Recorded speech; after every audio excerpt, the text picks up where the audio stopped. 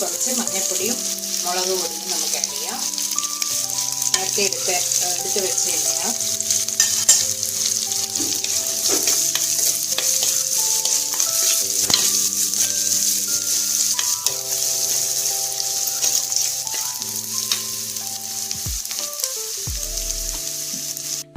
അപ്പോൾ നമുക്ക് ഈ ഉള്ളിയെല്ലാം ഒന്ന് വഴന്ന് വരുമ്പോഴത്തേക്കും നമുക്ക് ഈ വറുത്ത് വെച്ച തേങ്ങ തണിഞ്ഞിട്ടുണ്ട്.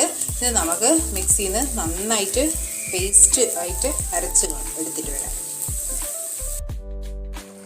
അപ്പോൾ നമ്മൾ അരപ്പെല്ലാം ഒഴിച്ച് നന്നായിട്ട് ഇളക്കി ഇനി അതിലേക്കുള്ള വെള്ളമെല്ലാം നല്ലോണം ആഡ് ചെയ്ത് അരപ്പെല്ലാം കഴുകിയെടുക്കുക.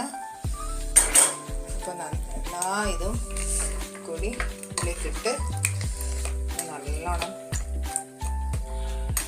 തിളക്കട്ടെ. നന്നായിട്ട് കറിയും തിളച്ച് വരട്ടെ. അപ്പോൾ നമ്മൾ കറി ഒന്ന് ഇടയ്ക്കൊന്ന് തുറന്ന് നോക്കാം. അപ്പോൾ തിളച്ച് വരുന്നുണ്ട്.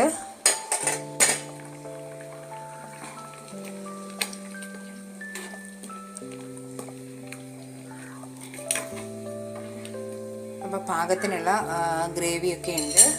അപ്പോൾ നമ്മൾ ഓൾറെഡി ആദ്യം കുറച്ച് ഉപ്പ് ചേർത്തിട്ടുണ്ടായിരുന്നു. അപ്പോൾ ഇപ്പോൾ ഉപ്പുണ്ടോ എന്നൊന്ന് നോക്കാം.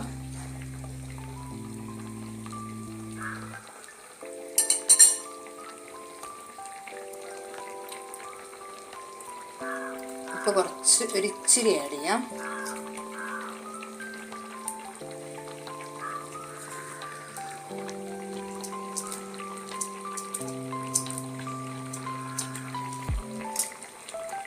ഒരു 1/4 ടീസ്പൂൺ ആഡ് ചെയ്തിട്ടുണ്ട്. നമ്മൾ ആദ്യം കുറച്ച് ആഡ് ചെയ്തായിരുന്നു. അപ്പോൾ നല്ലോണം തിളച്ച് വരുമ്പം നമുക്കിനി ലാസ്റ്റ് ഫൈനലായിട്ട് നമുക്ക് കുറച്ച് കുരുമുളക് പൊടി അതും കൂടി ഒന്നിങ്ങനെ ആഡ് ചെയ്യാം. എന്നിട്ട് ഇനി നന്നായിട്ടത് തിളക്കട്ടെ. അപ്പോൾ ഇപ്പം നല്ല മണലം വരുന്നുണ്ട്.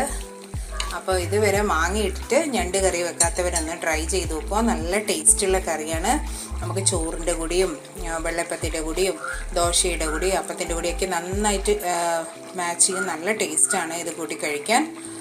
അപ്പോൾ ഇതുവരെ ഇത് കഴിക്കാത്തവർ, ഇങ്ങനെ ട്രൈ ചെയ്ത് നോക്കാത്തവർ ഒന്ന് ട്രൈ ചെയ്ത് നോക്കുക.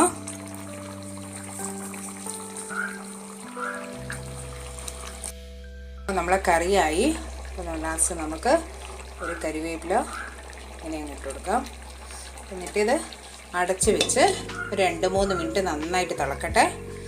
എന്നിട്ട് നമുക്ക് തീ ഓഫാക്കാം. അപ്പോൾ ഇത് ഈ കറി ഇഷ്ടമായവർ ഒന്ന് ട്രൈ ചെയ്ത് നോക്കുക. എന്നിട്ട് അഭിപ്രായം പറയാം, എങ്ങനെയുണ്ടെന്ന് പറയാം. ഓക്കെ, അപ്പോൾ ബൈ.